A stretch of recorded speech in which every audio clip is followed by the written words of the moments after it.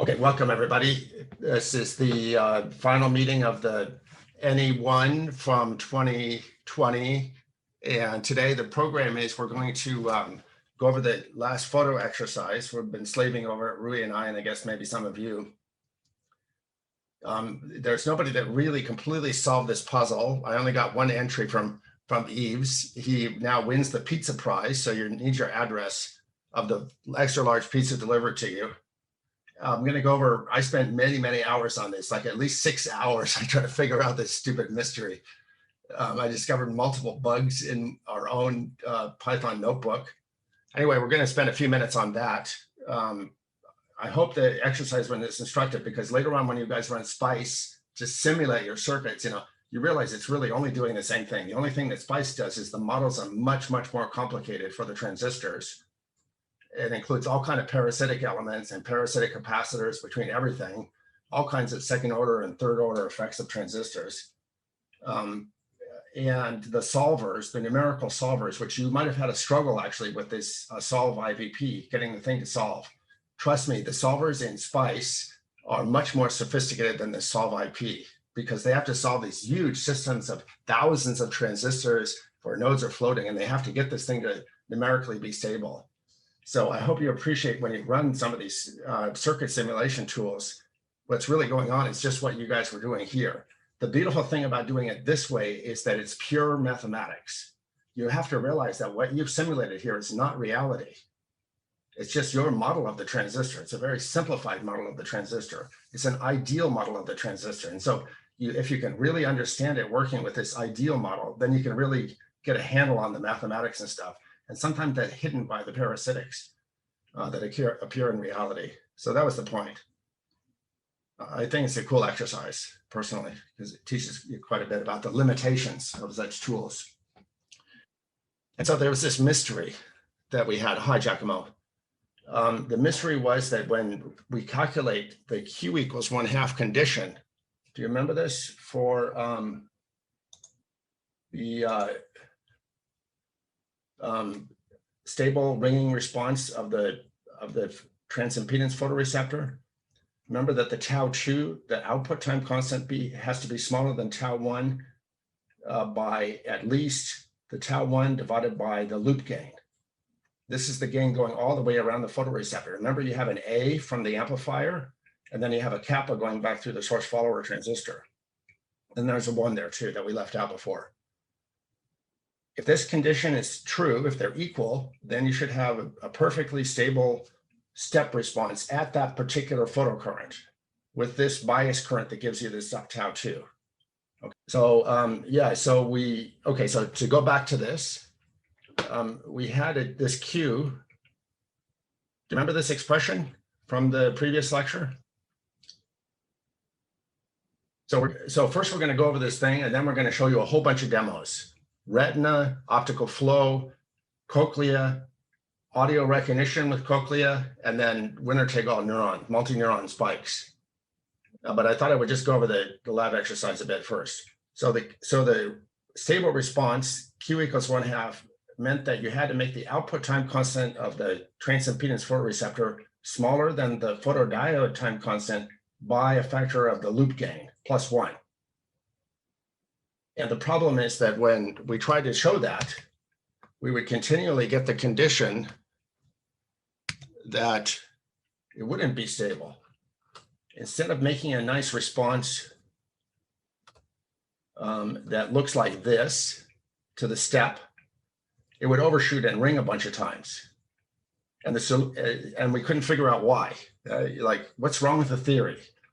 Kept going over the mathematics, discovered some mistakes in the ID the subthreshold current equation. Just couldn't figure it out. Finally, do you know what the solution was? What the result was? Yves kind of found it. So to get this Q equals 1/2 current, you need the gain. And how do you compute the gain of this amplifier? Well, we assumed that the gain of the amplifier was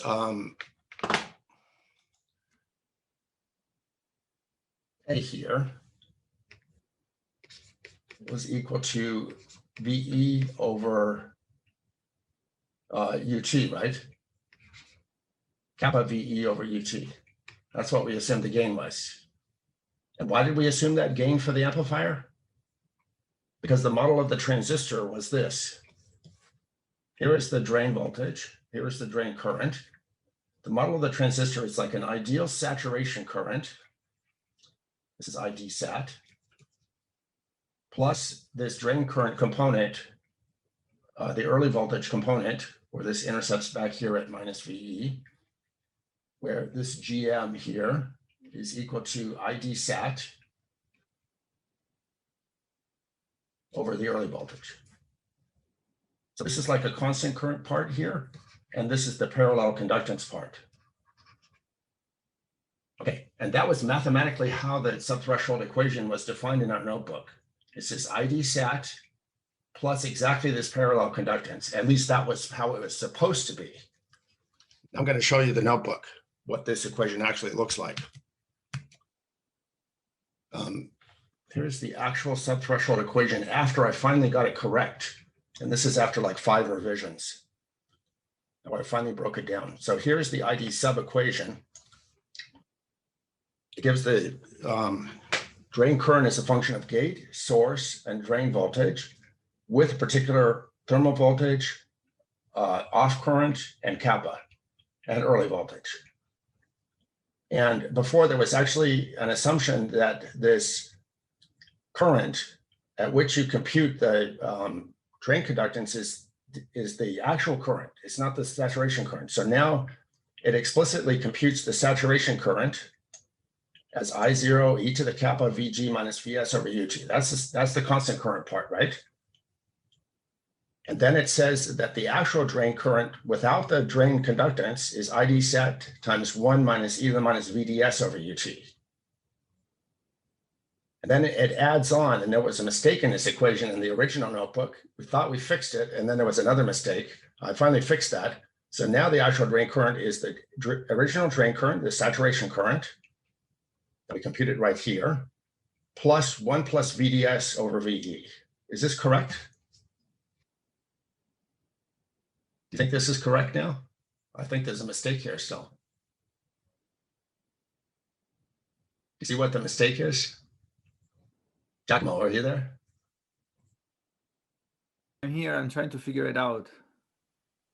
So this is the constant part of the drain current that we just computed. This ID, which is the saturation current times the drain, the subthreshold drain saturation part. And this is supposed to be the constant conductance part, the constant drain conductance. Should it be VDS or just VD here? Just VD. It should just be VD, right? Because the source has nothing to do with its channel length modulation. It's just a pure drain effect. Actually, the source is just at 0, but this is actually incorrect. Do you see that? So it should be this. It should just be the drain voltage, because it's the drain to bulk voltage that affects the channel length modulation. And at least that's a better approximation. Okay, anyway, so that's the equation. And then from that equation, you should get, be able to compute the amplifier gain is just this transconductance divided by the drain conductance. That's the ideal mathematical voltage gain of this amplifier in small signal. But in reality, is that what it is? So finally, after a long, long time of trying to puzzle out why the thing wasn't getting stable at Q equals a half, did a simulation. What is the actual open loop voltage gain of the amplifier in the photoreceptor, which is this little amplifier, very simple amplifier, just a constant current IB with this FET. So this is VG and this is VD. And remember, this is the ideal transistor. It has this parallel conductance, which is GD, which is ID sat over VE. Okay, so we should be able to simulate that, right? That's just a separate circuit that we can simulate. We can make a transient simulation of it, put a little tiny capacitor on here, any capacitor, and just do a time domain simulation. Sweep this voltage and look at this voltage. It should go down like that, right? As you cross the threshold. And so the result of that was, I'll show you. Can you see the notebook now? Go down and look at that simulation. Yes, we can see it. You can see it, right? Mhm. Okay, so here's our step down. We change it. So it's now just a downgoing step. It goes from the starting photocurrent down to one that's just a bit smaller. Small signals downward going step. See, it's just a small step, right? Like 10% step. Okay, that's the actual step response. Here is the simulation of that open loop amplifier. Here we compute the derivative of the output voltage with respect to time and the drain voltage. This is like the differential equation, right? The current flowing into the output node is the bias current minus the drain current. The drain current is just the subthreshold current with this particular kappa and VE. The gate voltage is computed inside this function. It's just a linear sweep starting from V0 and ending up at V1 at the end of this time TT. So the gate voltage is just sweeping up or down.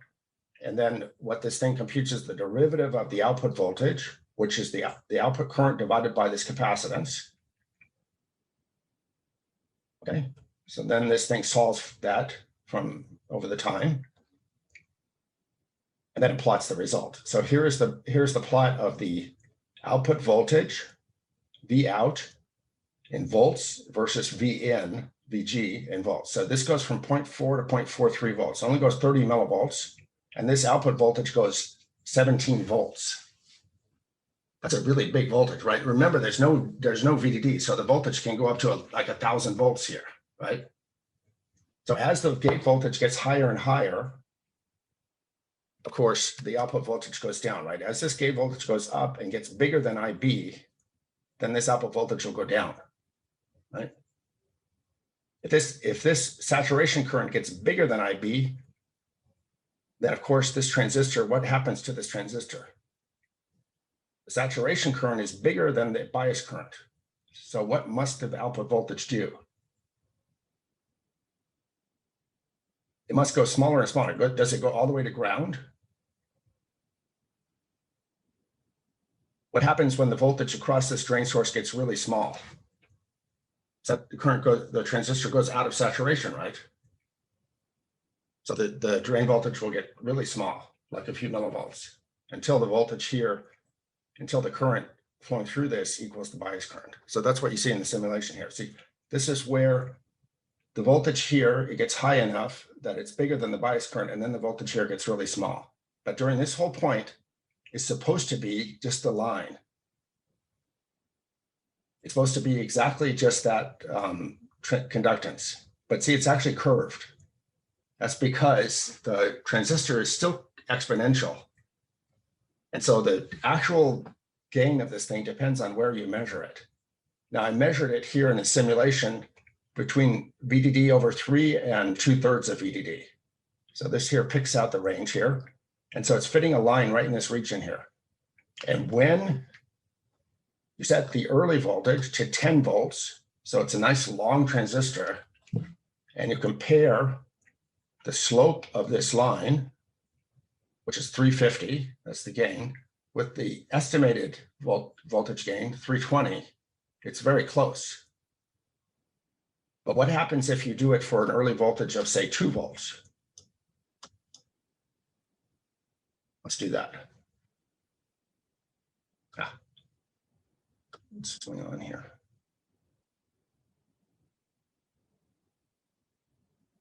It's not defined.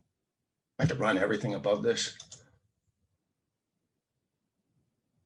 I think that maybe in this thing before you did when you changed Did I make a mistake? from VDS to VD, you didn't put the underscore. And I think you defined it with the underscore in the definition of in my subthreshold equation. Yes. Oh, thank you. Sorry, guys.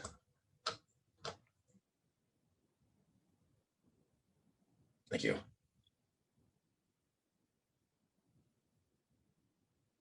Okay, now let's just go back down here.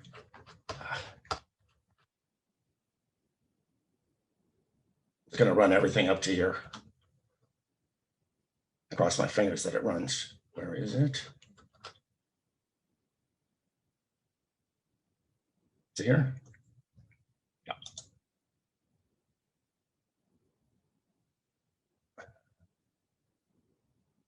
Is it finished already? It's still running. Okay. Okay. Now the measured gain is 92 and the predicted is 64. The actual measured gain of this inverting amplifier is much higher than the predicted gain. With this early voltage, the predicted gain is 64. In fact, it gets even, before it was a much bigger ratio. I've set the early voltage to 1, which I think was the default. Now the measured gain is 60, the predicted gain, and now it's twice as big as you predicted. So there's some nonlinear effect, that's going on. Even though everything should be perfectly linear, this little bit of exponential here is making the gain different than what you predict from theory. And that is enough to explain the fact that it was ringing, because you assumed that you knew what the amplifier gain was from theory. And it wasn't that way, even in simulation. So that's the main reason that it didn't work out before. All these effects are partly a result of the fact that when you make the early voltage small, then the loop gain is not much bigger than 1, right? Like if I set this, I haven't tried this, but it set it to like a really big number, like 30 volts. And run it. Let's see if it even works. Yeah, it starts getting into instability. But now you see it's closer and closer. It's like 670 here, and the predicted gain is 640. Just measuring it right here in this little voltage range. Okay, so I don't know. I hope that's kind of helps a bit. Okay, so let's go on then. Let me go back here. So do you have any questions? So the final drop dead day to upload your exercises for all the labs. I mean, if you have improved them, you're welcome to upload some improvement, is this Friday, the 18th. Okay. Okay. Wait, before we start showing all these demos, I want to know, are people interested in preparation for the exam and just having some sessions where we can talk about circuits or ideas? You can ask questions, you can practice scribbling your answers and stuff like that. Are you interested in that? Because I can schedule some, say, at the same time every week. Nobody's going away anywhere. I could just schedule some time to scribble circuits with you guys if you want. Yeah, that would be cool. Okay, cool. Then you can just ask questions and we'll just scribble the answers and try to show you how to answer the exam questions. Cool. Okay. Thank you. Okay, so we're going to now do some demos for you, a bunch of neuromorphic stuff. So you already have a great preparation for this stuff because you've studied now basically the input circuit for a silicon retina. This whole exercise was just to study this input circuit, the one you've just simulated. And I'll just show it. The best way is just to show it that way. Can you see now the whiteboard? Yes. Okay, good. Okay, so you have that photoreceptor, right? I'll start with this photoreceptor. And there's light shining on it. And then there's an amplifier. Let's just draw it like an inverting amplifier for now. Okay, that's the thing you guys just simulated. Nice logarithmic photoreceptor, nice and fast, low noise. It's a good front end, right? Gives you a logarithmic voltage that changes with a photocurrent logarithmically. So you get big dynamic range, like a factor of a million in photocurrent, easy to achieve, 120 dB. So now you'd like to make spikes out of it, like the eye sends to the brain. So how can you go about that? What kind of spikes can you make? I mean, you could maybe take the photocurrent itself and just put a neuron on it, and then send spikes out at a rate proportional to the light intensity. Does that make sense? Like if each pixel would just send spikes proportional to the light intensity, would that be useful? Not particularly, right? The problem with that is that really bright pixels would send tons of spikes and really black ones would take forever to send a spike. And so like the speed would vary with the brightness of the picture, you know? So you'd be spending all your bandwidth on pixels that are brightly illuminated. That might be good for tracking a white dot or something, yeah. Like a position sensitive detector, but it's not how the eye works at all. Anyway, what if you just sent brightness changes? In other words, changes in log intensity. That's a nice simple thing, right? So that's actually what the DVS does, like one of these cameras. It just sends brightness change events, just changes in this logarithmic output voltage. So just as a little exercise here, let's try to figure out what circuit it is that does this. So how can you detect changes in this logarithmic voltage here? Now you can memorize the log intensity and then look and see if the value changed away from the memorized value.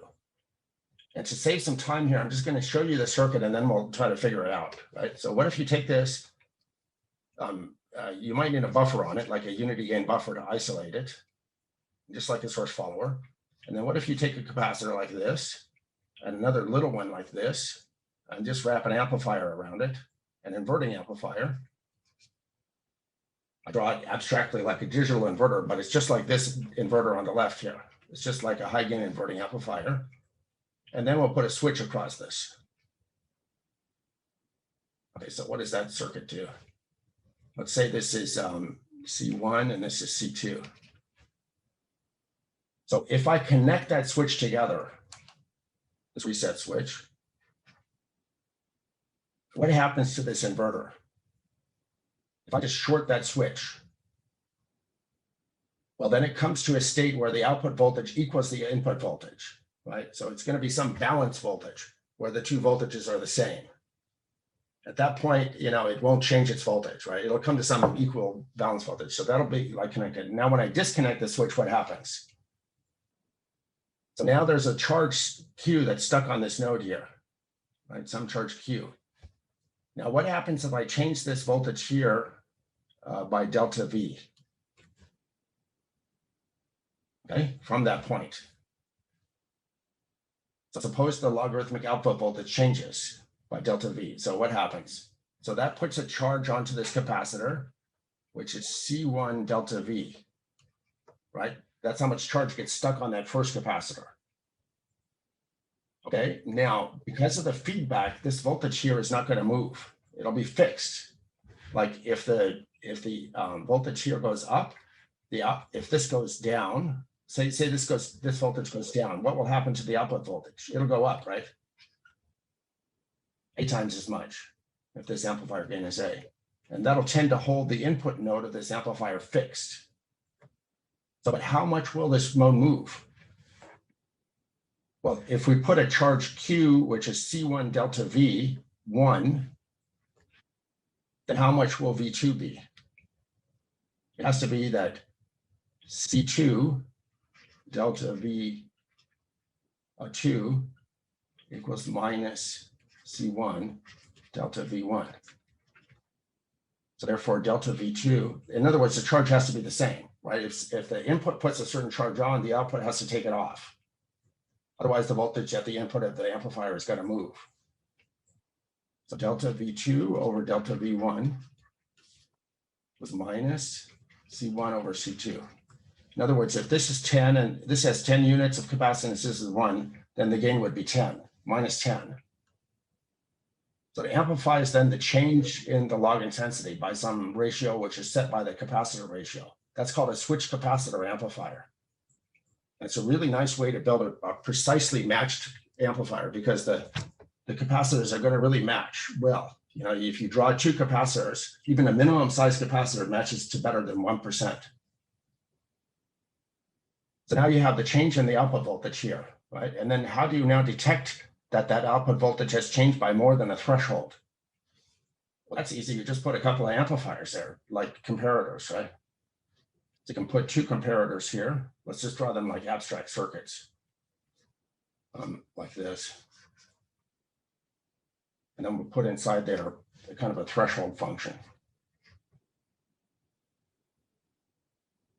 So we'll make one have a positive threshold, and the other one have a negative threshold. And so this point right here in the middle is the reset point. So then the result of that will be that you'll get on if the output, if the logarithmic voltage goes up past the threshold, you get an on event. And if it goes down past the negative threshold, you'll get an off event. So that's how the pixel works. Every time there's an event that comes from the pixel, either you get a digital on or a digital off event. What happens is that this reset, causes the spike event to be sent out from the array. The location of the pixel is sent out from the array, and then that goes back and resets the amplifier. So that's what happens at, up to about 10 million times a second in the output of the retina. Okay.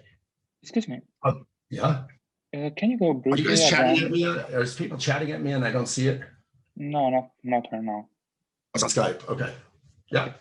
Can you please go back and briefly on the off and how it works, the off comparator here?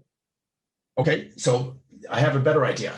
So can you guys figure out now with the circuits that you know how to build these three components here? This one, and this one. Do you know how to build this amplifier? I can tell you, it takes only 6 transistors. You can build this whole thing with 6 transistors. And you're already using the same circuit in this photoreceptor. You know how it is? You want to see the circuit? It's a really cool circuit. Isn't it the same we use for the transimpedance amplifier? It's just an inverting amplifier. They're all just 2 transistor inverting amplifiers. Yeah. So I'll show you the complete circuit, and it's a beautiful, simple circuit. I'll just draw it for you here, maybe in this color. So here's the input capacitor. Then you have a bias current down here. That's an N FET. A P FET here. Then you have another bias current here. Another P FET. One more bias current. One more P FET.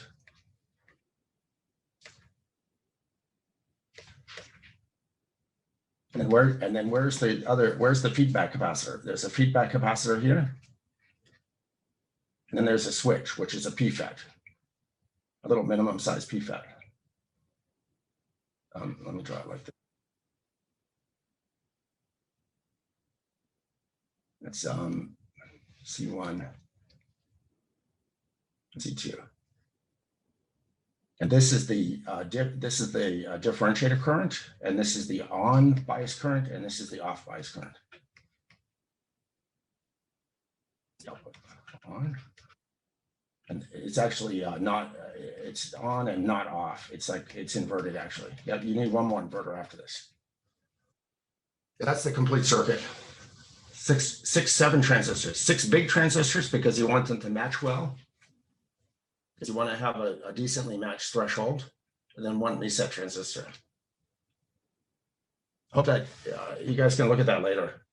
See, that's really the same circuit. Nice and simple, huh?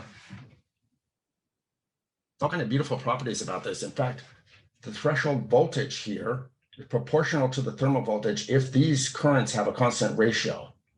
In other words, if I on is 2 times bigger than ID, independent of temperature, then the threshold voltage is actually proportional to the thermal voltage. But this output voltage here is also proportional to the thermal voltage. So therefore, it turns out that the threshold for log intensity change is independent of temperature. You think about that a little bit. Anyway, let me do a demo of this retina. This is just the pixel core. I don't want to, I'm not taking too long here. I'm going to fire up this camera. Move it over here. And I'll change the display to be this window, which is screen 3. Let me hide all of this.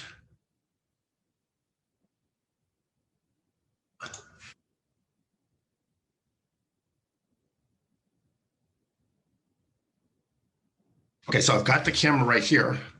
You see, it's like a USB camera. It's got a USB cable plugged into it.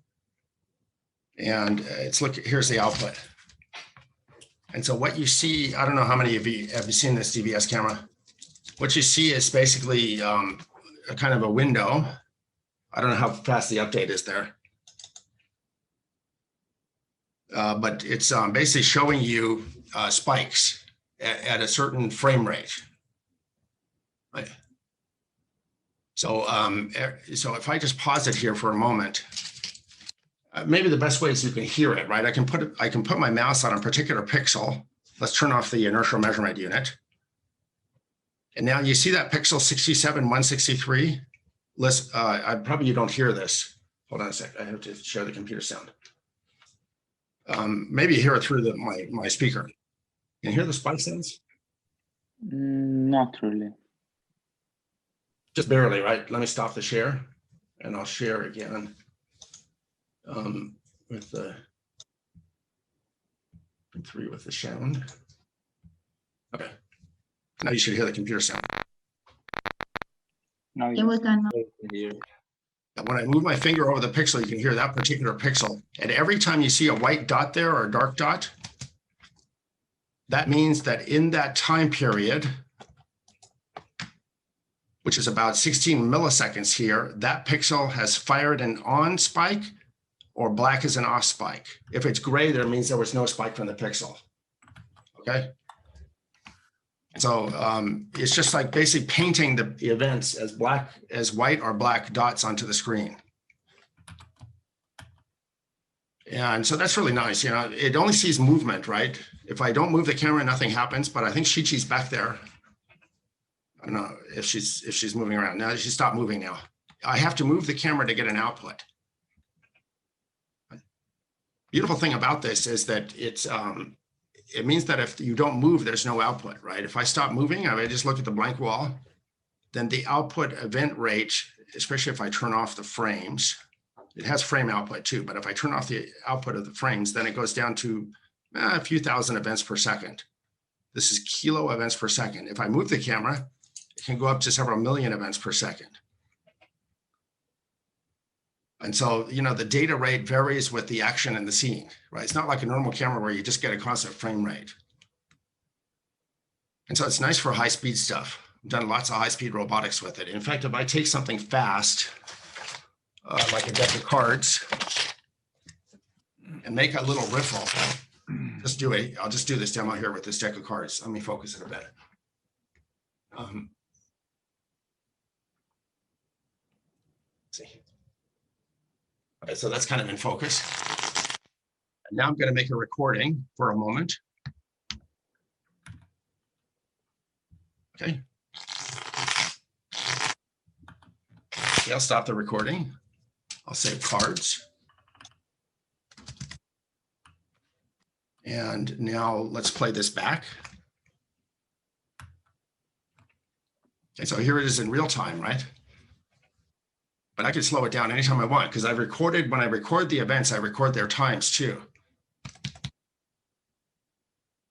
I can make it like really slow. I can make the frames like a few hundred microseconds long. So you kind of slow down the action afterward. So you can basically make you can basically deal with the data at any rate you like. So that's good for the high speed stuff. Now, there's another cool thing. I'll show you one more demo with this, which I think is quite cool. Do you have any question about it right now? Okay. So is it clear how the data is coming to the computer? What comes to the computer is just a list of numbers. It's the XY addresses plus one bit that says if it's brighter or darker, plus the timestamp of the event in microseconds.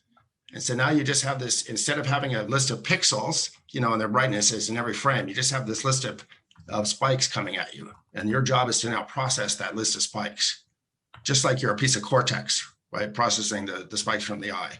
Only it's digital. It's just a digital representation. In reality, are they a little bit batched because of the communications through the USB? Or? Yeah, it's batched into packets. The packets come at a variable rate depending, I mean, if there's no action, the packets come, once every 100 milliseconds or so, very slowly. But if you really move rapidly across it, the packets come every 1/8 of a millisecond. So 8 packets per millisecond when you're using a USB high-speed interface. So the minimum reaction time, if you're using a high-speed USB interface, is about 1/8 of a millisecond, 125 microseconds. It's a lot. That's a pretty high-speed camera. Not super high speed, right? People are now building cameras with like a frame rate of like 1 billion frames per second, or even several billion frames per second. I can tell you about that some other time. But anyway, this lets you do a lot of high-speed robotics quite cheap because the list of spike events is much sparser than the list of pixels you have in a regular camera. Okay. You see me here? Do you see my video? Okay. There's an organ you have in your ear that you don't hear with. Do you know what it is? It's the thing that helps you balance. Have you heard of the vestibular canals? Yeah, these are like the inertial measurement unit of your head. They tell you how your head is rotating in space and also how your head is accelerating in space. And you know that every smartphone has one of these inertial measurement units on it too, right? Every smartphone has this accelerometer gyro chip in it that also gives the smartphone the sense of how it's moving in space, how it's rotating and how it's accelerating. And you can buy those chips for about $1 now, and they burn about 1 milliwatt. They're really cool. So you can basically build your own electronic vestibular system, right? That's what we did here on the Retina. We put one of these IMUs on the back of the chip. Now, what is that good for? What can you do with that? Once you have this vestibular system built together with the camera, what'd you do with that? Well, you could electronically stabilize the output, derotate the picture. So let me show you. So imagine you're in a walking robot. What the hell is this? Okay, so imagine you're in a walking robot and you're outside and you're walking around like this. You're jiggling around. Maybe you're running actually, and so you're bouncing. Right? It's a terribly chaotic view. You have this IMU. There's the IMU output. You see this pink thing here? That's the rotation sensor. It tells you how fast the camera is panning, tilting, and rolling in degrees per second. Now you can use that to compensate for all this motion of the camera. I'll show you how that works. I turn on this so-called steady cam. Basically, that takes the information, integrates it over time, and I'll show you the control here. So what you have to do in this Steadicam, it's an algorithm that puts together the information from the IMU and the events, and you have to set the lens focal length. Do you see it here? To properly set the lens focal length. If I do that and turn it on, I should compensate for the motion properly. Let me try to show that to you. So this is with the IMU on. I don't think the lens is perfectly set. This is the IMU on and off. I know off. I'm not getting a good view. Let me just try to do it here. This is off. You see how it's moving around like crazy? And this is on. See how it compensates it? I'm moving the camera like wild now, but it just keeps it stable. Actually, your body does that too. When you walk and move around in the world, if you have taken too many antibiotics and you've killed off these hair cells in the vestibular system, your vision is not stable anymore. You'll just see a completely blurred world. You have to be sitting perfectly still if you have this damage to the vestibular system. And so your body is actually mechanically compensating the eye's motion all the time, while you're moving around the world. But because silicon is so fast and because these things are so fast, you can actually electronically stabilize by combining the IMU and the retina together. It's just one of the cool things that you can do for robotics. It's much easier to do it with these spikes than with frames because each spike can be compensated. In a frame, you have to derotate the whole picture. You can only do it at limited sample rate and so on. All right, do you guys have any question about that? Yes, I have a question about the stabilization algorithm. So you use both the input of the camera of the lens and the IMU. And what kind of algorithm do you use to fuse the two? Is it a tracking system or? Nothing so fancy. If you notice that it's nothing so fancy here. I'll show you the screen again.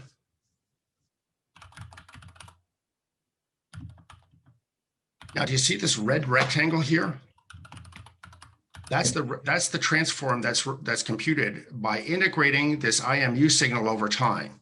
So the IMU tells you how you're rotating. So if I rotate the camera left or right, do you see that rectangle rotate? And now that gives us a translation vector and a rotation matrix that we can apply to every event address. So this rectangle is the integral of the rate gyro output. It's the integral of the derivative. So it's actually the position of the camera and angle. And now we can take that transform, which is just a rotation plus a translation. We can multiply the XY address of the pixel times the rotation matrix and add the translation to bring the event back to where it started, back to some arbitrary starting point. And we're just doing that event by event. You can read about it in a paper if you like. Does that make sense? Yes. So we take the XY addresses, we rotate it with this rotation matrix, a 2x2 rotation matrix, and then we add the translation, which is a vector of XY translation, and that compensates it. And just do that on each event as it comes out of the camera. And you can do that down at sub-millisecond timing resolution. Okay, so any other question? Yes, I have another question. So did you just set what's the stabilized position at the beginning, or do you have to reset it every time? It's high pass filtered right now. At the moment, it's just high pass filtered. So it only takes at high speed motions. You see when I moved it and then it kind of drifted back. Yeah, it just kind of removes the DC component of the rotation. So it's designed to to keep high speed motion stable. You know, these cheap IMUs that only cost $1, they have terrible mismatch. They're really bad quality. You know, every single one has a different offset.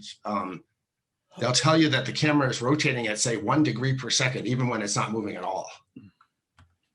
That's a big weakness of such cheap IMUs. Mm-hmm. So you have to high pass filter the output. Okay, thanks. So that's a nice thing for robotics, because you get nice sharp pictures, even if the camera is moving around wildly. Okay, so I don't want to take more time for that right now. Now, the next demonstration we have is from Min Liu, is one of our PhD students who's been now working with this retina to build a camera that completely computes optical flow within the camera. So optical flow is something that's computed by early visual cortex, right? You look in early visual cortex, you see almost all the cells are sensitive to the direction of motion. And it's also widely used. Min, maybe you tell about it. He's got his yeah. Their environment. Yeah, hi all, can you hear me? Yeah. Yeah, okay, so I'm Min. So I'm working on DOS, so that topic just showed to you. I'm working on the optical flow. So I don't know if you guys know optical flow. Okay, so optical flow is maybe I just give you a very brief introduction so you to know what it is. I just say it in words, Min. It's just how much the pixels are moving, right? What's the rate of motion in the image? Yeah, that's it. So what I'm doing is like I'm design this algorithm and also implement all this on the hardware. So let me show you my camera. So, okay. See your setup. So it's, I hope you can see it. So this is the camera. Can you see that? Yeah, okay, yes. So, yeah. So let me also show my gear. I think I need to show my gear here. So, share screen. So actually, Min's camera takes the DVS, the dynamic vision sensor, and hooks it directly to a rather powerful FPGA. Can And you see on the all of them? FPGA, yeah, on the FPGA, he computes the optical flow. Yeah, Yeah, it's a okay. bit blurry. It's not really in focus. It's out So of this. that's my hand. If I use this one, I think you can see it's in focus. Yeah, that's okay. Yeah. Yeah. Okay. So let me give you a brief introduction. So this is the camera. This is the DVS, like Toby showed to you. So, but the difference between this camera and the standard camera is this camera can also calculate the optic flow, and in hardware. So this means no PC or no software is required. Okay. So let me show you like this one. So this is a checkerboard. So now this this optic flow is like it's disabled. Let me just enable it.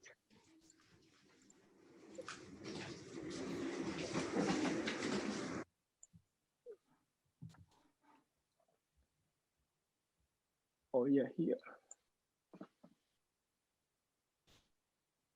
This. Okay. Okay, now let me. So if I move this one, so can you see the vectors? I think you can see it. So these vectors, yeah, this vectors means the output of the camera. So like I said, I do this on the hardware. So like if I just disable, because you see here's one option for this one. It's like enable hardware. So you can see it's very fast. That you just move it it's like in real time. You can move it very, very fast. But if I use this, because also we have the software algorithm, if we disable this one, so now let me show you. You can see, so now all the algorithms are run on the PC, on the software. You see it's very, very slow. So our algorithm is a real-time hardware algorithm. So here. And also, yeah, and also another thing is like I want to show you this one, because this camera can be, I think you can see this. So there's one thing to configure this camera. So like currently, if you type H, it will show, okay, show play mode and change play mode. And if I just change this play mode, like, okay, change. You're gonna load a file, right? You're gonna play a recording of event. Yeah. Now I'm going to do that. So because now currently we are in the live mode. So if I go to playback mode, so you will see the pre-recorded file is in the camera. It will play back. So and you can see this this is the output. And also if I just go to another mode, so also go here. So there is one thing called like toggle ABM is our algorithm for the optic flow. So if I just, so can you see the difference? Yeah. Yeah, the difference. What? So the difference, I think you can see is like there are more optic flow is output. So why there is more output flow? So because we have a corner detector before the optic flow. So it means that our algorithm now will first detect the corner and then we'll do the optic flow. So if we just use the original one, so then all the events will be processed, will be calculated. But if we just, so that's and also another thing is, I can show you. But do you know why it's useful to compute the optic flow only at the corners? Do you guys know about that? Anybody know why it's useful to compute at the corners and not at all the edges? Have you heard of the aperture problem? Yeah, so the problem with computing the optic flow at an edge, maybe you can illustrate it with your hand, man. Okay, let me change it back to the live mode. No, just show what's the problem of computing optic flow at an edge. Just with your hand. I know. Yeah.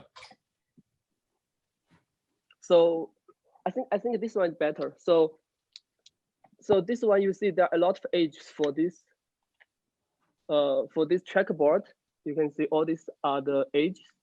So currently, I just calculated on this object on these corners. Why we do that?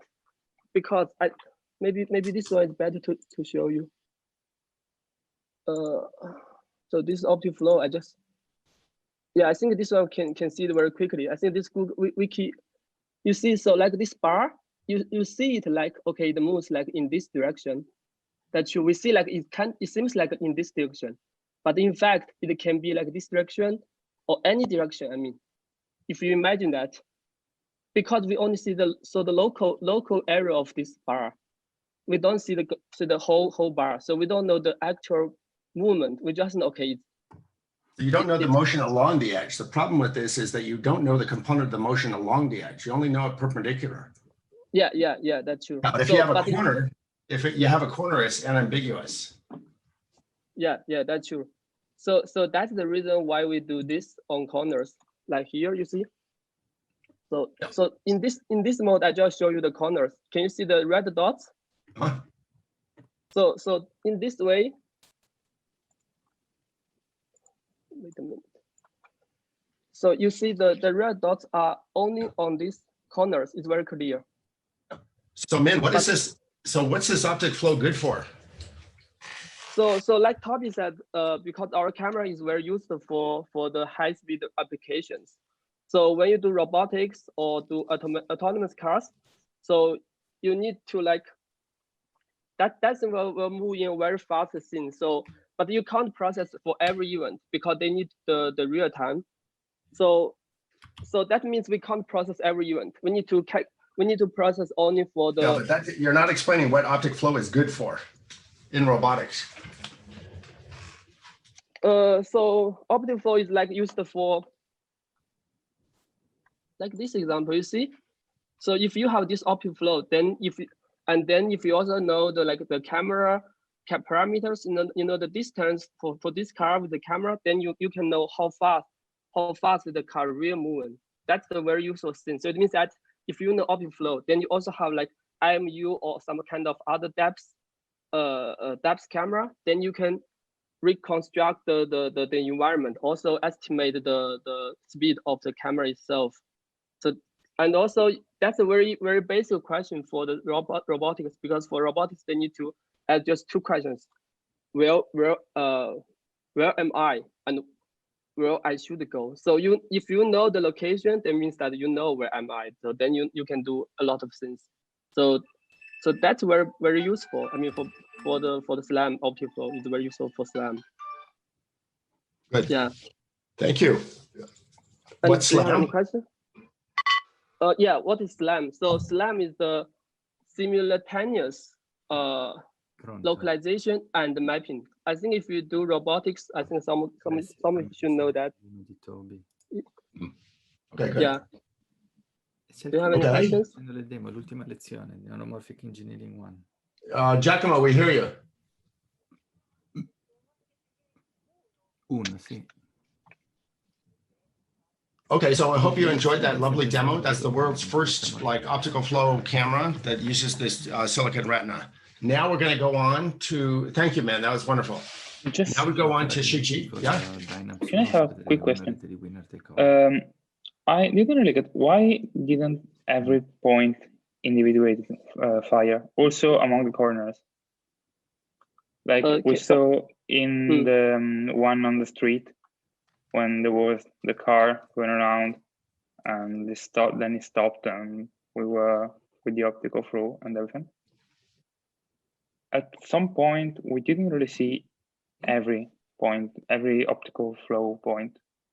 Or at least There's always a threshold. There's always a threshold for detecting a corner, right? Yeah, that's true. Of course. Okay. Yeah. It's just a threshold. If it doesn't actually see a strong corner, it's not going to compute the flow there. The algorithm is in fact called like FAST. If you're interested, you can just search FAST. It's a very popular algorithm for frame-based camera, but we just adapted to our event-based camera. So it's called FAST. You can, if you are interested, you can search that. They have a threshold, like Toby said. So this threshold will control the final output So if the threshold, so that will change the output. Yeah. So the whole point of this corner detection is just to find points where you can reliably compute the flow without worrying about the aperture problem. You need nice high contrast. You need to be able to match across time, to compute the motion. And if the more reliable your corners are and the stronger the contrast is, the more reliably you can compute the flow there. Of course, you might miss some places you need the flow, right? It depends on the application. Thank you. No. By the way, the method that Min is using to compute the optical flow here is the same one that's used in every computer mouse. It's actually block matching. It matches the blocks of pixels that are sampled at variable rate across time. So anyway, he can tell you about more about that later. Now we have to go on to Shichi is going to take over to show you Cochlea. Now you want to show okay, so let me take this here, the whiteboard. The whiteboard? Okay, so Yeah. we'll go over to the whiteboard. Now make a new picture. Yeah, go ahead. It's showing. It's showing it now. How do I get a new one? Go back here. Make a new one. You guys can see the whiteboard? Yeah, Yes. Okay. we can. The Yeah. blackboard? great. Okay, so before I show you how the cochlea work, before I show you what the cochlea puts out, let me just briefly describe what the electronic model of the cochlea is based on. So just start off with the biology, right? So remember with sounds coming in, you have your ear, and then there's a eardrum at the end of this ear canal. And then there's a set of 3 bones in the middle ear. And then going on to something that's shaped like a snail. And if you, sorry. So my drawing is not the greatest. Okay, so now if you take the snail-like thing and you unroll it, yeah, somehow, then what you see is from the eardrum to the 3 bones, the last bone will hit an opening in the cochlea, and what you see in here is a membrane that's shaped in a particular way in this chamber. Let me try and draw this. Right. So basically, it's very narrow at the beginning and then very wide at the end, and also it's thicker at the beginning and also thinner at the end. And so what this means is that if you play a particular frequency sound coming in, the place where the membrane will vibrate the most depends on the frequency of the sound. Okay, so what you can see then is if I play a particular sound, and now I'm going to draw the membrane in this direction. Pushing the button. Yeah. Okay, then basically you'll see some sort of vibration, and then at some place, the energy will be dissipated very quickly, right? And then the membrane over here doesn't move. Different color. Okay, so there's some measurements that were done by a scientist back in the 60s on the dead cochlea. And so the idea here is to try and characterize what's the frequency response of the membrane at different places. And so now if I do this, then what you see is, if I plot this now in terms of frequency. Pushing the button. Okay, then this is for higher frequencies. Let's see, now I have to flip it. It's tricky. Actually. Doesn't matter. Just draw it. Okay, I'm just going to draw it. Actually, it's kind of flipped the other way. So you're going to see something like this, right? And this actually corresponds to here, and this corresponds to here, right? So basically, the front prefers high frequencies, and then the places at the end of the membrane prefers low frequencies, and it's somewhere between, say, 15 hertz to 20 kilohertz. And so if you, and this is the amount of displacement. So if you like, we're going to say it's a gain, some form of gain. And so if you look at something like this and you want to make an electronic model, what would you think about? In fact, yeah, I think you learned a particular circuit that could be useful, huh? Bandpass filters. Yeah, it's a bandpass filter, exactly. So that means that if you can make an electronic circuit that acts as a bandpass filter, then you've got the first stage of processing in the cochlea. And so the simplest circuit that you can make based on what you've already learned is you take the follower. So say this is the input coming from the microphone, right? And then you've got a capacitor. And what does this give you? Oh, here, sorry, you need something here. So is that a high pass or a low pass? It's a low pass. It's a low pass. Okay, that's good. It is a low pass. And now I can make another one, right? So if I want something with a higher roll-off, because you can see here the roll-off here is kind of sharp, right? So probably want to have another stage that comes afterwards. Like, so again, there's a bias current. And so what order filter is this? You know? Second order. Yeah, it's a second order, right? So every time you add something with a capacitor, another stage here now with a second capacitor, then you get a second order filter. So which means the roll-off here will be 40 dB per decade, okay? And so if I now plot the frequency response of this, so you can do omega this time, right? Then what you get, it will be something that looks like this. It's a low pass, no ring. Yeah, and this would be a 40 dB per decade because the second order filter. But you like to be preferential for some smaller set of frequencies, right? So which means that now you have to make the filter a little bit peaky. And so you like something that looks more like this, right? With a little bit of Q.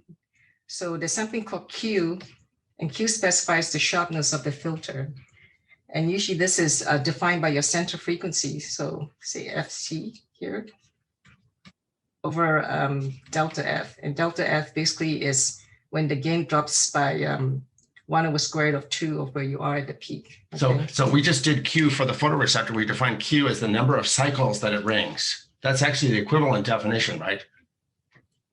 FC over delta F is actually equivalent to the number of cycles of ringing if you work it out roughly. You would see, yeah. Now to get this extra Q, what you can do is you can do this.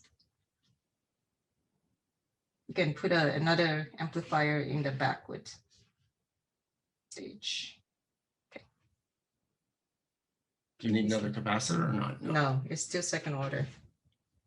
Okay. So is that positive or negative feedback? I need another current here. How do we think about it? Is it positive or negative feedback? Yeah, so be careful about this follower now because, well, it's not really a follower. So here the output is tied back to the plus side, right? So if you want negative feedback, you want to tie it back to the negative input, but here it's tied back to positive input. It's a little hard to think about, right? Yeah. If you think about it, though, you'll see that actually injects energy back.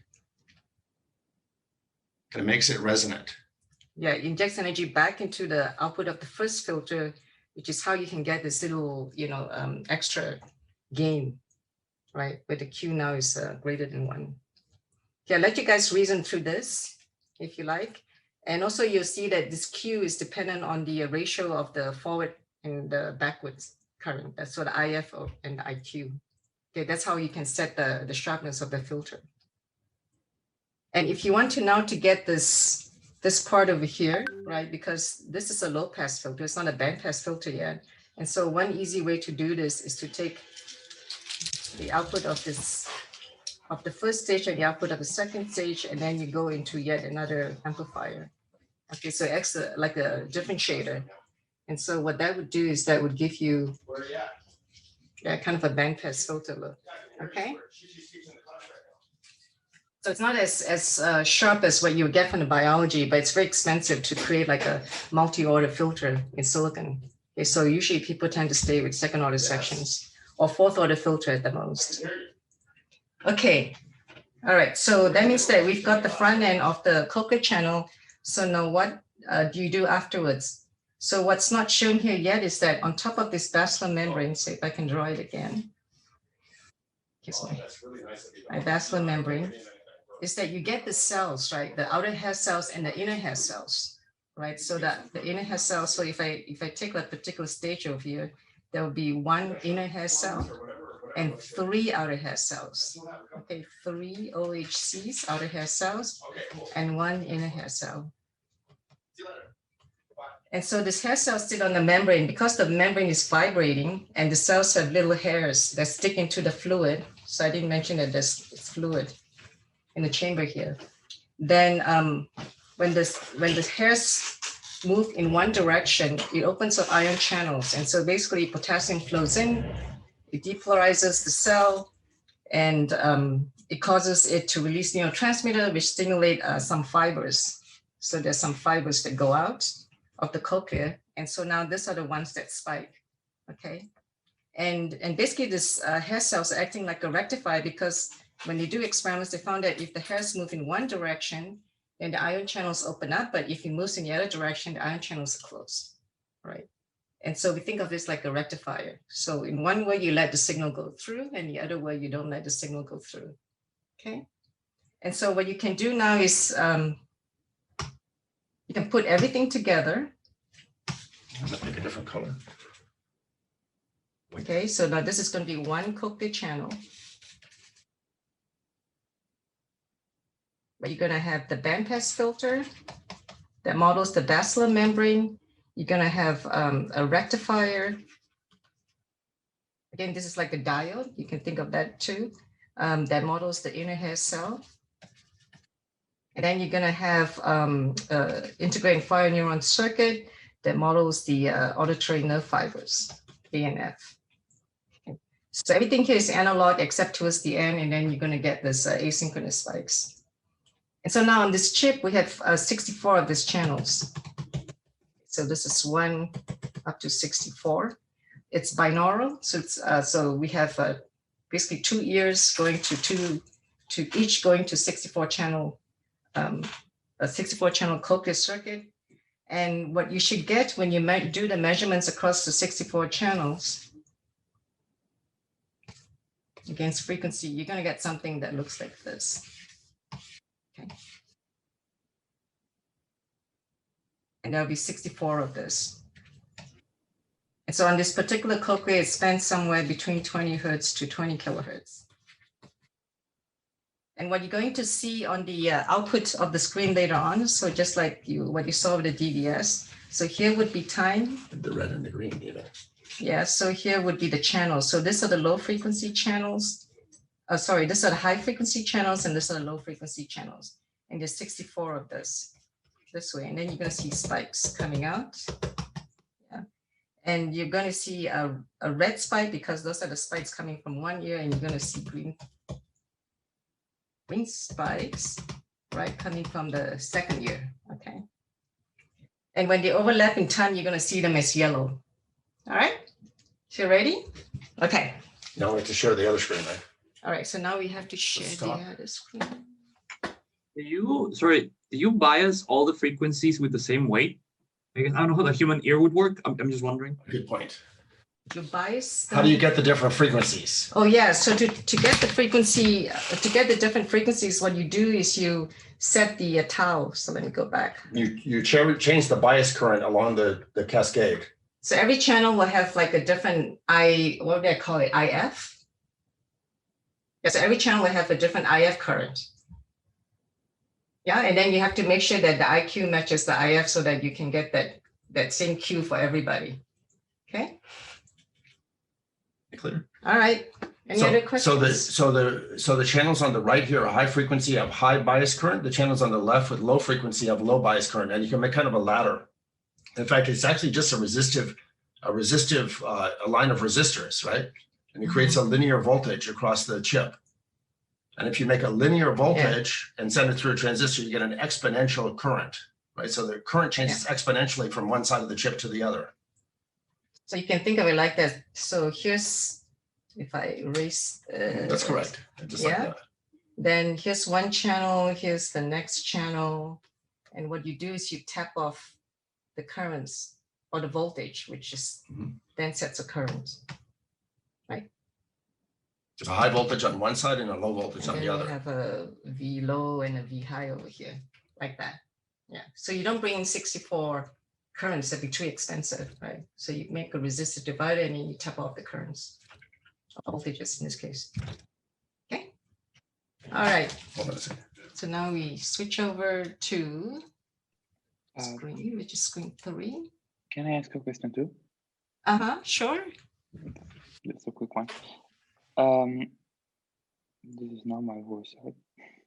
can hear you. Okay.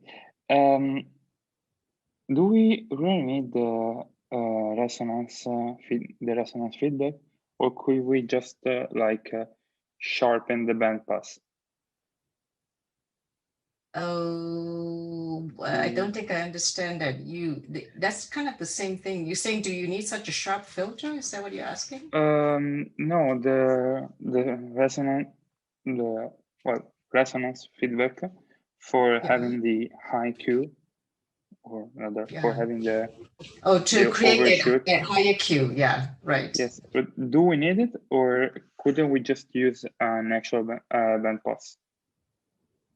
You can design an actual bandpass circuit, but what's nice about having this feedback is that you can go and tune the Q of the filter. Because you like to show, like, okay, now I have a filter that's kind of broad in tuning, and then you set the biases so that you see a less selective filter, and then say, okay, let me turn it up so that the Q is higher, and then you see a sharper filter. Okay. Yeah. I mean, if you know exactly what you want, then you can just design it right in, right? Without, allowing for this variation. Okay, can you guys see the other screen? Is it just cheaper than building a higher order filter to use the resonant feedback? Is this cheaper? Yeah, it's cheaper. So it turns out that if you want to make something a high order filter, it's just very expensive. And so actually, in this case, so I didn't get into it. You can't see the screen anymore. Yeah, you can't see it anymore. But the so actually in the biological cochlear, it's a very sharp roll-off. I think it's over 200 dB per decade roll-off. So there's no way we're ever going to build this, right? And so Dick Lyon and Carver Mead, who built the first electronic model, what they did was they actually made a cascaded filter bank, right? So the output of the first filter feeds into the second filter, the output of the second filter feeds into the third filter. And because it's a cascaded architecture, when you look at the output of every subsequent cochlear stage, right, it is going to be much sharper, like an additional 40 dB per decade sharper than the output of the previous stage, right? And that's how you can get this really sharp roll-off as you go down this cascade. So actually the output of the cochlear that you're looking at is a cascaded filter bank architecture. It's not a parallel filter bank architecture, which is. Why don't you show the output? Yeah. Yeah. So can you see the output, guys? Here. It's probably kind of slow. What is the frame rate for you guys? Is it like 1 hertz or a few hertz? I don't know what that means for them. I mean, is it? Yeah. So can you see the different channels here, right? So these are the high frequency channels going up to the low frequency channels. And then you see the red and green dots, right? Those are the spikes. And that's from the cochlear responding to my voice coming in. See, if I don't speak, then there are no spikes. Oh. And you see the red and the green spikes, and that's from the 2 ears. And then if the spikes are coincident, then they look yellow. And do you see why it's curved over like that? What's the horizontal axis? Horizontal axis is time, right? So it's actually like about 30, 40 milliseconds each time from here to here. Do you see what it means when it bends over like this? What's going on there? Because it's slower. The lower frequencies are slower. Yeah, and why is it slower? Because it has to go farther in. It is for the lower frequencies, if I understood correctly, and those are like on the last part. Yeah, it's right, because it's a cascaded filter bank, right? So you're right. So yeah, it go to the high frequency stages first, down to low frequencies. If you have a parallel filter bank architecture, then it wouldn't be, curved like that so much. Okay. I'm going to show the 3D view of the events in space-time or something like that. Are you going to play the piano? First, yeah, maybe switch the view. Toby wants to play the piano for you. Oh, no, yeah, explain what's going on here and slow it down with the mouse wheel. Okay. Hello? Ooh, it's hard to see the different frequencies, but I hope you see the events now going away from you in time, right? Like they're red shifted as you go away from you. Yeah, you guys understand the picture here? So it's kind of to give you this feeling of time going by, right? And so the channels are now laid out in this way. Okay, so time goes away from you. I cannot make a pure frequency sound. You see there's a smaller band of channels that respond. And then when I speak, there are more channels that respond, right? Okay. Now Okay. demonstration time. Do you want to do this view or the other view? The other view. Maybe. Yeah, this is too hard to see. Now we take advantage of this piano we have here. Does it respond? Yeah, it is responding. I'll turn it up a little bit. You see the modulation? Let me see.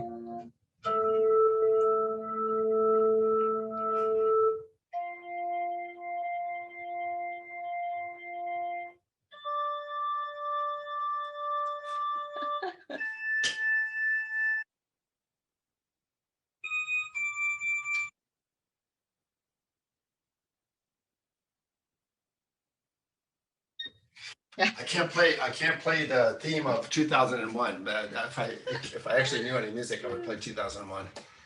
So just think of this like the spikes are coming out from your cochlea now going up to your brain. Your brain has to make sense of it somehow. Okay, so I'm gonna now show you a video. So No, we go to Chang, right?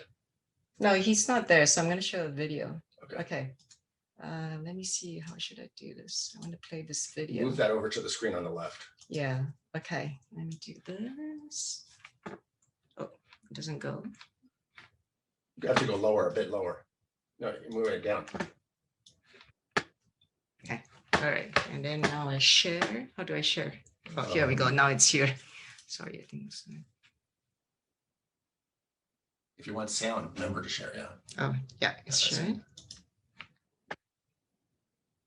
Okay, can you guys see this? Okay. All right.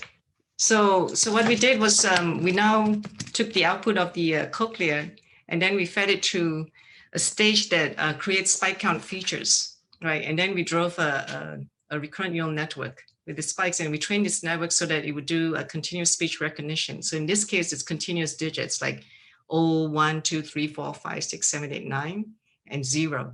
Okay. And so the way that we created the features is that we took the spikes coming out from a channel, and then we had a particular fixed bin time, and then we count the number of spikes that you have in that bin time. And across the 64 channels, we do this in the same bin time. And then now we feed this as a feature vector going to the network. And I have to show you a demo because... Make it full screen. Yeah. Because we didn't have time to get the thing up and going. But what you're going to see in the video here is here you have the cochlea. So here's the board. Where's your camera here? Let me move the camera to here. So you see the board over here? Yeah. So same board over here. It's going to an FPGA on which we've implemented this recurrent neural network.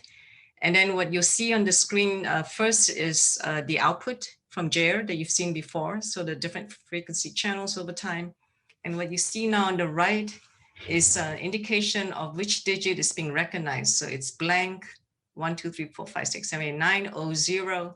And you should see the bars going up, right? So that says how confident the network is in that particular label. Okay, so just... This is the setup of our spoken digit recognition demo using the cochlear board and our delta RNN accelerator. So this board is the cochlear board that is used to convert a microphone signal to spike events. And events is sent from the board to the computer using a USB cable. As you can see in the left window, you can see the plot of all the events. So the horizontal axis is the time axis, and the vertical axis is the channel axis. There are totally 64 channels, and each channel corresponds to a bandpass filter. The spike events also goes from the cochlear board to an FPGA board through a cable that transmits the spike events in the AER protocol. On this FPGA board, we implemented our delta RNN accelerator that is able to run a gated recurrent unit-based recurrent neural network to do the spoken digit recognition.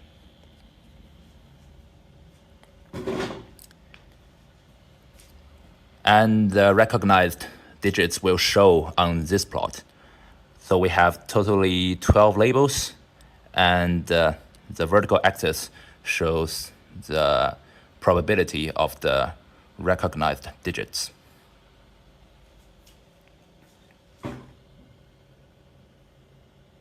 Now let me show you how the demo works.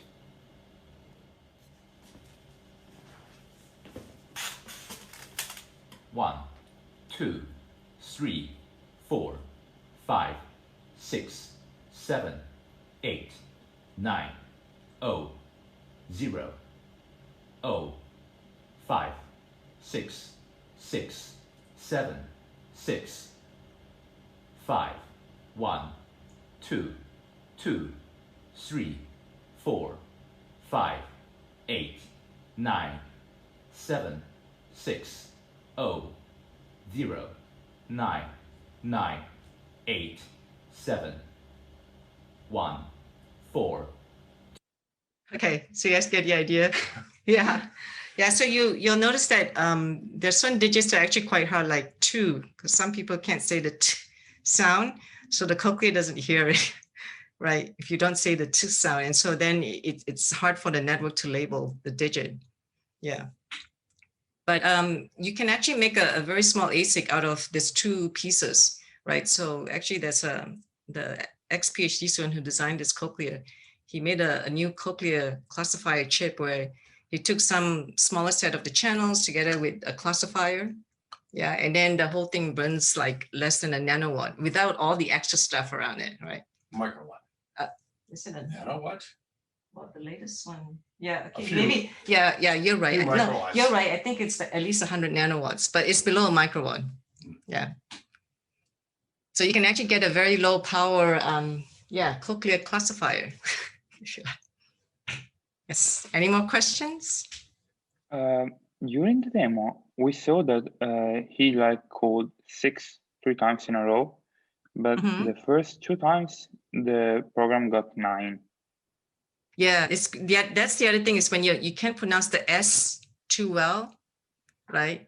Then the spikes are missing from the high frequency channels that let the network label it as a 6, right? So if it doesn't get those spikes, right, then it doesn't think it's a 6. But how does 6 sound like 9? Because 6 and well, 9. it's not like the sound sounds like, it's just which channels are activated, Yeah. right? And the timing. So you shouldn't like say, well, the 6 doesn't sound like a 9, right? It's just whatever if it figures it's closest to it. Like if you're missing the S, then it's ich, if you like. So if you ever tried to train such audio recognition network yourself, you see that it's much, much, much harder than you might think. It's actually really tricky to get it to work with all the echoes in the world, different sound levels. Oh boy, it's tough. Yeah. Yeah. It'll bring you to your knees to get it to work. And you just take it for granted that it works now. But remember, that's the end of like 30 years of hard work in audio recognition that you can now get stuff that works. Yeah. Also, when we did the data collection, because we had to collect, of course, new data sets, right? Because what you get from out there, it's mostly for just audio recordings. But if you only get spike recordings, you have to do it yourself. And most of the people that we recorded were Germans. So that means if you've got an accent or if you're more Asian, then it's more difficult for the network. Yeah. Hard to generalize. Okay, so let's move on. Thanks, Chichi. Let's move on to the final demo, which is Dimitri. I hope Dimitri is standing by. Yes, yep, I'm here. Can you hear me? Okay, can you hear me now? Hello. You're good. So my name is Dimitri. I'm a PhD student at NE, and I'm working with one of these chips.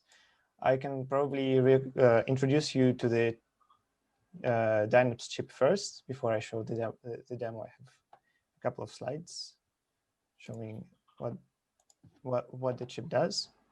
Maybe just to link it back to the class, it basically contains the silicon neuron and the DPI, the silicon synapses that we saw in the lectures, and more. So Dimitri can tell you the more details.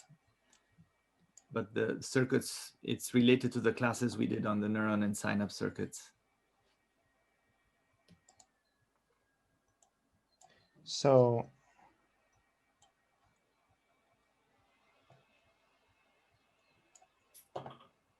I'll just, yeah. So this is basically a chip that contains 4,000 of these silicon neurons with 4 types of synapses, and they are organized over 16 different cores. And for every core, you have direct access to the biases. So I think you should have learned at least some of the aspects of how you would bias the neuron circuit. And here, essentially for the leaky integrated fire neuron, you have all these different controls for time constant, for DC input, for threshold, refractory period, and so on. And the idea of the chip is that you have full reconfigurability. So it first of all, it runs exactly in real time, so you can interface it with the DVS camera and or any other device that supports AR protocol, and then you can create and configure your network on this chip. And the access you have is with this program called Cortex Control for now, and now it's going to be even a more fancier version. And a good thing that it supports Python, so you can write just Python scripts which would process your spikes in different ways, and you can change connectivity. And there are some constraints to how exactly you can tune your network. But generally, you can connect any neuron of these 4,000 neurons to any other, and a lot of people at NE experiment with what kind of networks you can make work on Dynams. And the other way to get these to get data from the chip, you can also just measure it with the scope, so that you can actually see traces, and you can, if you have the scope, you can also extract it into Python code and do some loops and tricks to configure your actual time constants and weights. And then the example that I want to show here today is looks like this. It's supposed to be a winner-take-all, single winner-take-all structure where all the neurons are organized in a specific way. So they represent a basically ring structure or ring-like attractor. So every unit, which can be one neuron or several neurons, excites with decreasing weight its neighbors, and also sends output to a population of inhibitory neurons, which then inhibit all the neurons in the whole population. And what I'm trying to do here is to send a bump, or in fact 2 bumps, and try to get try to see how inhibition kills the weaker one. And on the chip perspective, this is how it looks like. So I can first shut off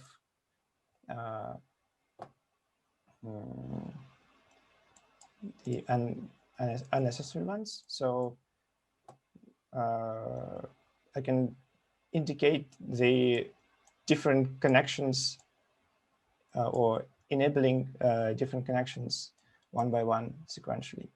So basically, first we send the input, which are these 2 bumps. So the population we're going to be looking at is here. So these are just 16 single neurons on this particular core. So indexed from 1 to 16. With Python, I just I configure the onboard FPGA generator to send boson spike trains with rates that correspond to this blue curve. So it's the input rates. And then here, every neuron, when it spikes, it illuminates here. And we also can record these events. So the chip never stops. But why are there two, but Dimitri, why are there two red bumps, two areas? Like there's one on the left, there's one at the lower left, and there's one at the right. Because I send 2 bumps currently. So oh, I see. You're showing just one bump here in the plot neuron index. I can just quickly get I can live. Oh, I see. So you're sending more than one bump, not what you're showing there in the picture. Okay, that's clear. Show the true plot, what is happening now here. So yeah, now the output rates are actually higher than input, which just depends on F curves of current set of biases. So I'm actually sending two bumps right now, and I would like to see how they interact when I start changing biases. So for now, ask them a question. What's the question? What's the question? Do you know what FF curves are? So what's the experiment going to be here? You're sending in this input, which is which one? The blue bumps? Yes, I'm sending the blue bumps, and then you're going to turn on. And I'm integrating spikes for 3 seconds in this case with this function get rates, and I get back. Where was it? This was the other one. And I'm getting back the orange rates, which is what's happening on the chip. And by changing the weights on the chip, I would like to have only one of these 2 bumps, of these 2 orange bumps active when I enable the inhibition. Now it's turned off, just because I wanted to demonstrate what happens when I start enabling biases. So right now, only the input connections are active. So the connections from spike generator to population of excitatory neurons, which is this red one. When I start increasing local or lateral excitation, the activity starts to rise, and it floods the whole population. Then I go to another core and I enable this part. So the excitatory connections that go to the inhibitory population. And we should start seeing some neurons firing there. And as they start firing, the original excitatory population starts firing less. And then I can go back here and I start rising the inhibitory weight until I get back to the point where I have my activity under control. So now we have this balance of excitation versus inhibition. It looks like they're synchronizing and there are these waves. If you just look at the blinking. Yes, yeah. So this does depend. So up here we have the raster running as you saw with Cochlea demo. And it's hard to see it though. We can't see any waves there, but I can see the waves going back and forth right between the 2 populations. It's obvious just by looking at the dynamics. Yeah, and then it's the whole other story to balance time constants of excitation and inhibition, so that that you have your excitatory and inhibitory spikes resulting in smooth rates and in both populations actually, so that that there are no oscillations. So you were going to show this magic thing where you were able to completely suppress one of them. I just leave the bigger one, right? That was the aim? hope. That's the hope. So, but of course, I lost the perfect biases that do that right before the demo. But I'll just try to get it.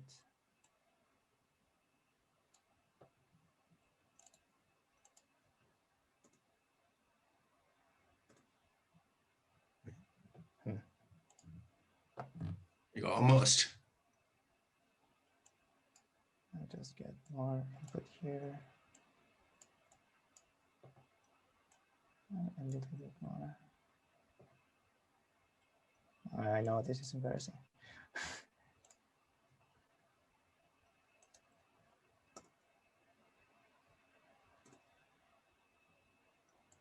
Well, now it's just following, and I think I just had more.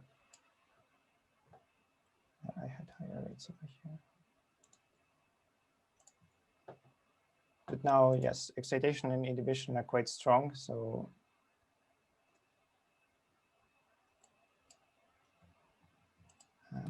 I just did it. I know.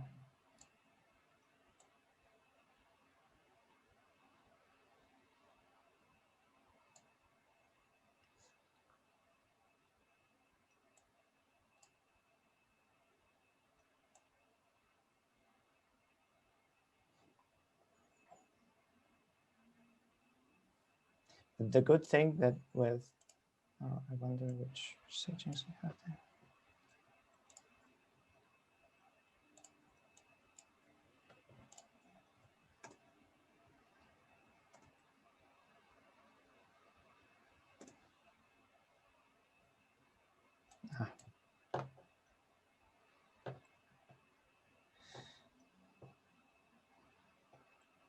So with hard winner-take-all, where you only have one unit active, it's much easier because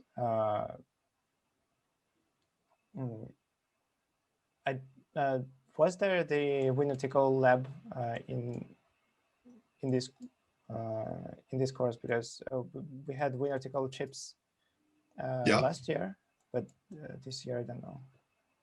No, there was. We did have a lecture also on the winner-take-all circuit, but that was not using spiking neurons. It was with the analog circuits, which is the hard winner-take-all.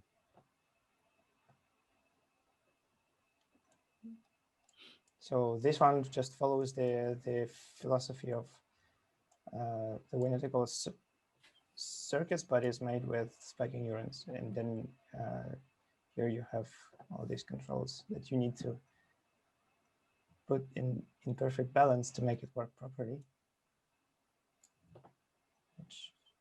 Cool. Thank you. So we're out of time, Dimitri, for the class now. I'm sorry, I cannot make it work it right now, but yeah, this is basically the idea is that with Python scripts and the accessibility, you can start writing some scripts that do this optimization and automate everything. And this is what I'm basically working on currently. But it's not at the level of populations. I'm configuring some more basic parameters. Yeah, because these kind of recurrent computations are what characterizes Cortex. Unlike deep learning now, where basically everything is completely feed forward except during the learning by stochastic gradient descent or one of these other optimization methods. In Cortex, everything is going back and forth all the time, and everything is in balance. And the Cortex is doing its utmost to minimize the amount of spikes that it's making, right? Because that spikes are half the energy that your brain burns or to make spikes. And so the Cortex is just trying to minimize the number of spikes that it makes, trying to avoid overheating and consuming too many calories. And so this kind of feedback and this balance and trying to do useful things at that balance point is the crux of the kind of computations that Dimitri is trying to do on these spiking chips. And so you're at this sensitive balance point where you're most sensitive to changes in the input, but it's tough. stuff because you're doing a different style of computation. Is that a fair statement, Giacomo? Absolutely, yeah. No. It's But more if like you're a interested in this, dynamical another system. model of computation, right? That's closer to how the brain works, perhaps. Yeah. Yeah, it's really using Except for- dynamics and nonlinearities rather than feed forward and back prop. It's really a different. Yeah. Okay, good. So I guess that concludes our demonstration for this thing. I'll be in contact with you guys about these exam preparation, Blackboard sessions. And otherwise, we wish you Merry Christmas and Happy Holidays and enjoy your peaceful studying time.